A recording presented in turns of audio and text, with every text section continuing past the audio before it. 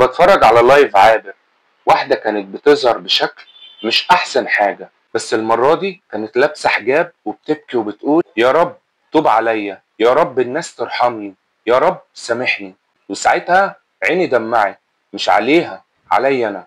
افتكرت نفسي لحظة ضعف، كنت تايه، تعبان، حاسس إني واقع ومش قادر أرجع، بس كنت بدعي من قلبي يا رب ساعدني، يا رب أنا مش كويس بس راجع ليك. في اللحظات دي بتحس قد إيه إنك ضعيف وإنك محتاجه وإنه الوحيد اللي هيقبلك مهما عملت. ربنا سبحانه وتعالى قال في القرآن: قل يا عبادي الذين أسرفوا على أنفسهم لا تقنطوا من رحمة الله. يعني مهما كنت بعيد لسه في باب مفتوح ولسه ربنا بيناديك. بس في ناس أول ما يشوفوا حد بيتوب يقوموا يرموا عليه كلام. إيه التمثيل ده؟ فاكرين نفسكم هتضحكوا علينا؟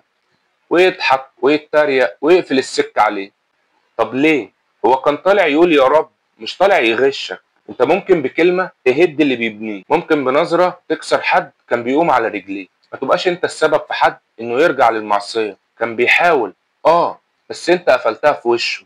مش مطلوب منك تسقف، بس اسكت.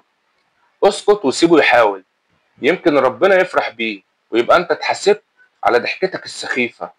سلام.